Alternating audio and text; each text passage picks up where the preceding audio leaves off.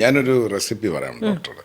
നല്ല എള്ള് കഴുകി ഉണക്കി പൊടിച്ച് കരിവേപ്പിലയും വെളിച്ചെണ്ണയിൽ വറുത്തെടുത്ത് നല്ല നാടൻ കരിവേപ്പില എള്ളും നല്ല തേങ്ങയും കൂടെ അരച്ച് വേണമെന്നുണ്ടെങ്കിൽ ബദാം യൂസ് ചെയ്യാം വേണമെങ്കിൽ എള്ളുണ്ടയാക്കിയെടുത്താൽ അത് ഹെയർ ഗ്രോത്തിന് ഒരുപാട് ഹെൽപ്ഫുൾ ആവും എന്ന് ഞാൻ പറഞ്ഞാൽ ഡോക്ടർ എന്ത് പറയും? തള്ളിക്കളയൂല. ഇതെല്ലാം കൂളിംഗ് എഫക്റ്റ് തരുന്ന സാധനങ്ങളാണ്. ഞാൻ 49ാമത്തെ വയസ്സിലും ഈ മുടിയായിട്ടിരിക്കുന്നത് ഞാൻ ഈ സാധനമാണ് കഴിക്കുന്നത്. ഞാൻ ഉണ്ടാക്കി വെച്ചിട്ടുണ്ട് എള്ളും കരിവേപ്പിലയും നാടൻ കരിവേപ്പിലയും.